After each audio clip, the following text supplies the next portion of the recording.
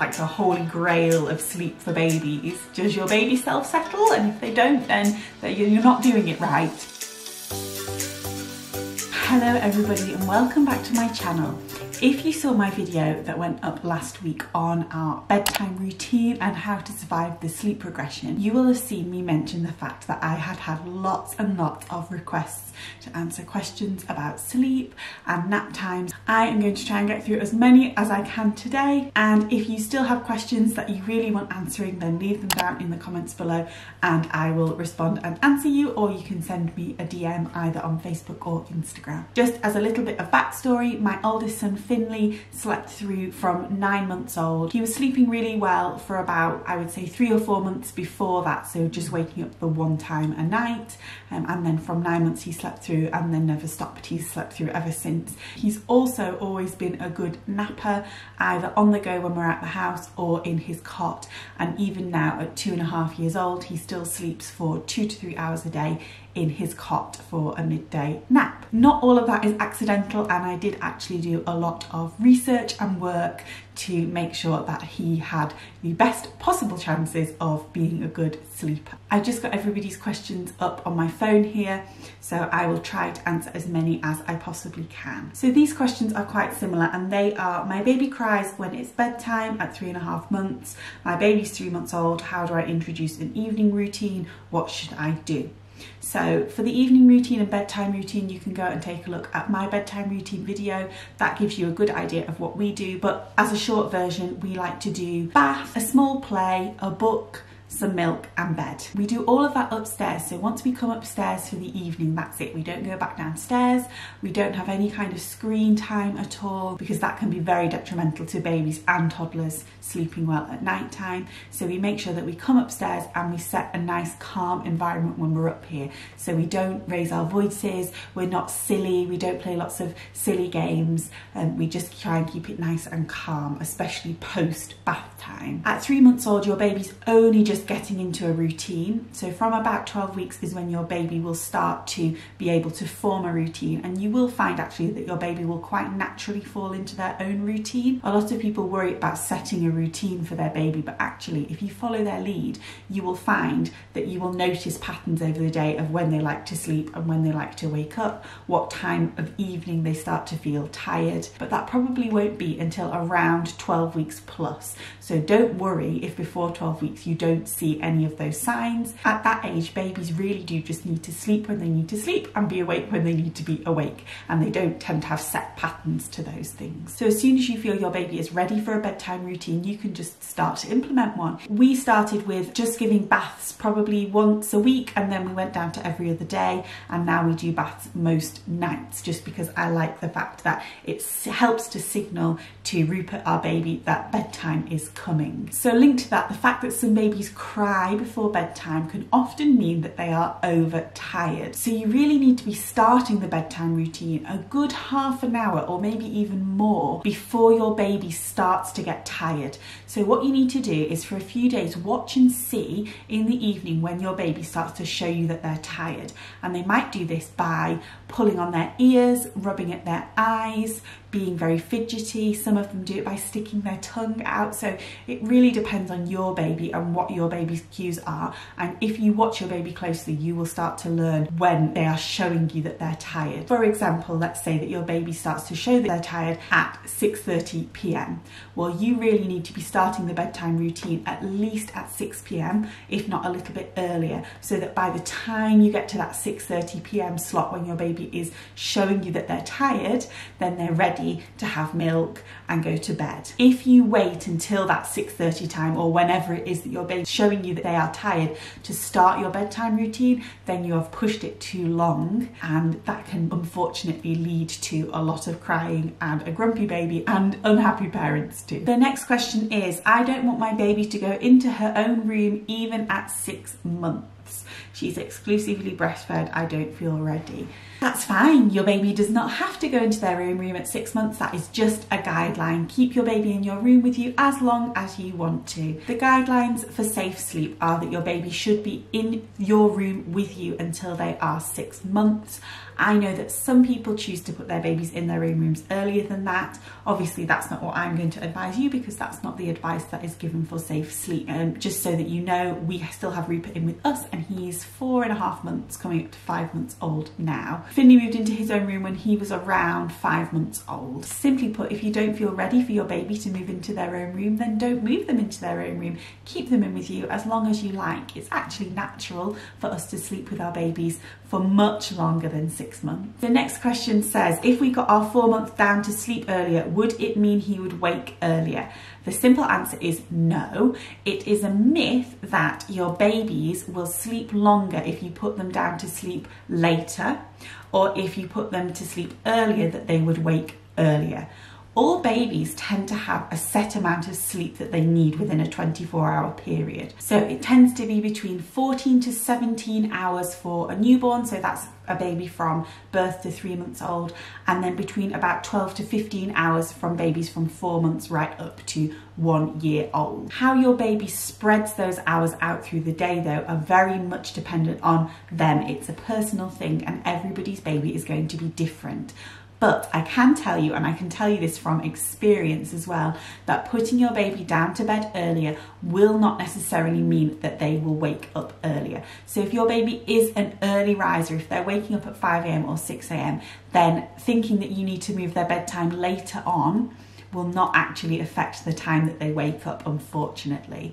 So stick to that same bedtime hour. And this is something that's really important as our babies grow up, and especially as they go through their sleep progressions, that you keep everything the same. So try to keep that bedtime the same. Keep your bedtime routines the same.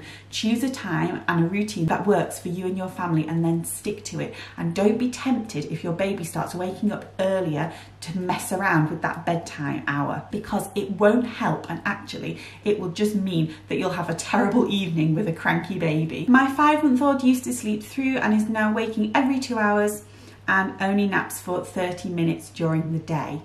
That sounds to me like a classic sleep regression. So the sleep regression is actually what a lot of sleep experts call a sleep progression, because it's to do with the way the baby's brains are developing and changing, and actually the way that their sleep cycles are changing to set them up for better sleep as older babies and adults. So it's actually a good thing, although it's incredibly frustrating for us as parents when they start waking up often in the night and not napping very much, especially when they did so really well before. As I just said, the thing with a sleep progression is that you just need to persevere. Don't be tempted to introduce new things into your routine or changes to your routine that may then be detrimental in the future. So for example, don't be tempted, if you don't already bed share, for example, to start bed sharing with your child just because they're going through the sleep progression, because then what that will potentially mean is when they come through that sleep progression, they are still going to want to bed share with you. And if that's not a choice that you have made, although bed sharing is completely fine as long as you do it safely, and that is your choice. If you're already bed sharing, then that's fine. But if that's not something that you want to do in the future, don't start it during the regression, because you will have to continue it most likely. This goes for things like sitting in your baby's room for a long time in the evening to try and get them to sleep. If you start that during a regression, then you are most likely going to be forced into continuing it much longer than you want to. So the thing with a regression and waking frequently in the night and not napping very much is to just, unfortunately, persevere, push through it, keep that really nice solid bedtime routine in place. Don't be tempted to change things. Drink lots of coffee and eat lots of cake, and you will get through the other side, normally in about 2 to 3 weeks. Sometimes regressions can last for as long as about 6 weeks, but it's normally between 2 to 3 weeks. The next question is, how can I transition my baby from co-sleeping to crib sleeping? Now, I can only answer this question from my own personal experience. I started off Rupert's life bed sharing, co-sleeping with him. So that was when he was sleeping in the bed with me. We were safe sleeping, safe bed sharing. And if you want to know more about safe bed sharing, I'll put a link in the description down below for you to have a look. But unfortunately, it wasn't really something that I wanted to do long term, mainly because actually it really hurt my back having to sleep in the same position all night long. So I knew that eventually I wanted to move him to his own crib, and we have a co-sleeping crib, so it's one that comes up right next to the bed. So I would try to start the night by putting him down in his crib, and then after that first wake up I would bring him into bed with me and he would sleep the rest of the night in the bed. And then every night I just tried to push that further and further. So maybe it was on the second wake up that I would bring him into the bed with me and try and get him to go back down in his crib after that first wake up. And very slowly we just built it up until there was a time that he was no longer sleeping in the bed with me and he was just sleeping in the co-sleeping crib. Now, from moving from that co-sleeping crib to the cot in their bedroom, we haven't done that with Rupert yet, but with Finley it was actually really easy and not something to worry about at all. And I know this from many people that I've spoken to and many friends that have done it. Actually, I think it's something that we tend to worry about as parents. For our babies, often it can be just a really simple thing. I would advise that you make sure that you spend lots of time in your baby's room with them leading up to the transition to cot. So make sure that you're playing in their room, spending lots of time reading stories in there so that they know that it's a nice, safe, familiar environment and they're used to the sounds and the smells of the different space. You could also try putting your baby down for naps in their cot during the day before you start putting them down in there at night time, just to get them used to that atmosphere. And we did do that for Finley, but probably only for a day or two, to be honest, before we moved him into the cot. And he was absolutely fine with the change. In fact, he slept wonderfully, and so did I. I think just having that little bit of separation, not being woken up by each other's noises, was a really good thing for both of us. The next question says, what can I do? She sleeps in her cot for 30 minutes max.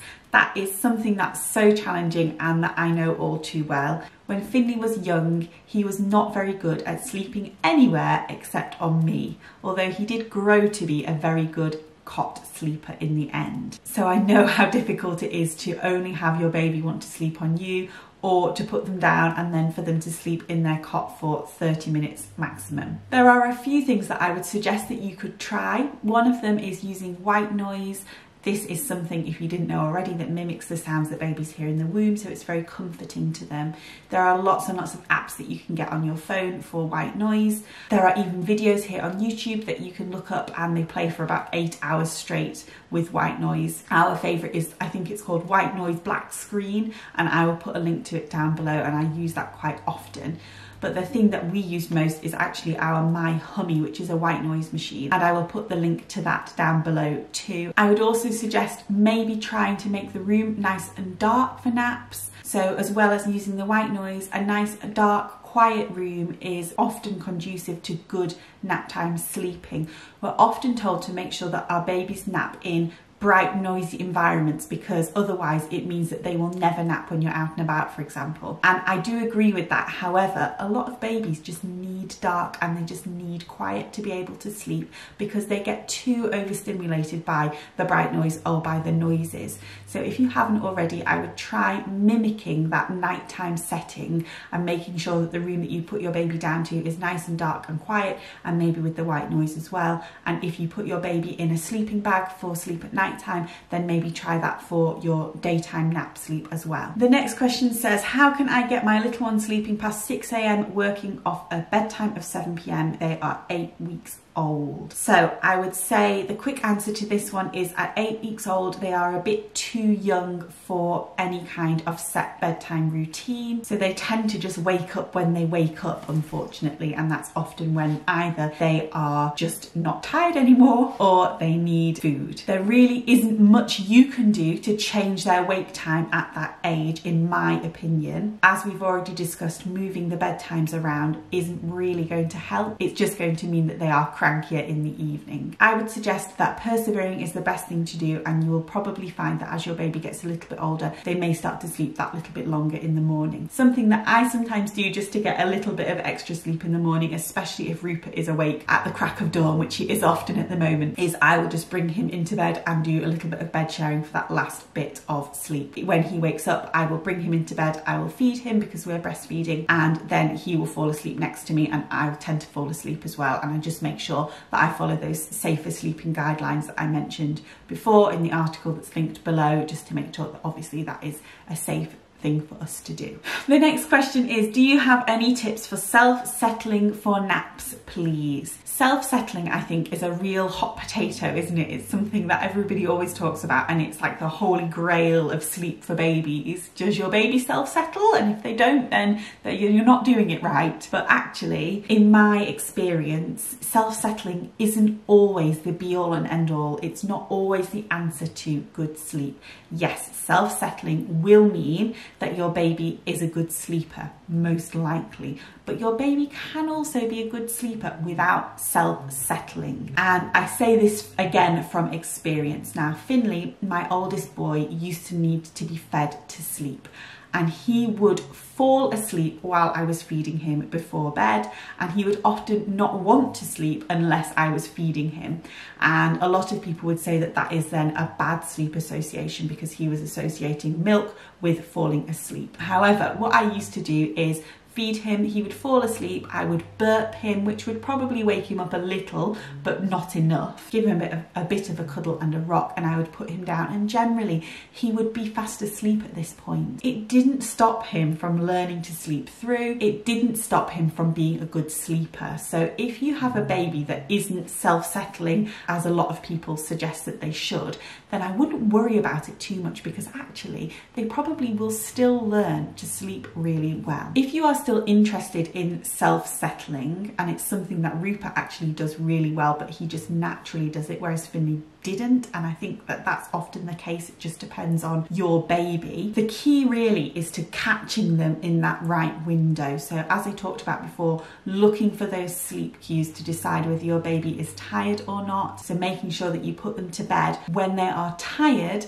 but when they're not overtired. So have a look for those sleep cues, and really you need to catch them on the first one. And you may have found that with your babies, especially with nap times, that sometimes there's that like sweet golden spot window where you can just get them to fall asleep with no issue, and sometimes they're crying and you've got to do loads of rocking and patting and things to get them to fall asleep. Hi everybody, I'm just sitting here editing the video, and it's turning out to be a really long one. So what I think I'm going to do is cut the video off here, because I don't want to have to edit out answers to people's questions or edit out people's questions, and I will upload the next part of the video next week. In the meantime, if you would like more videos to watch, then check out my baby playlist right here, and I will see you all very soon. Bye guys.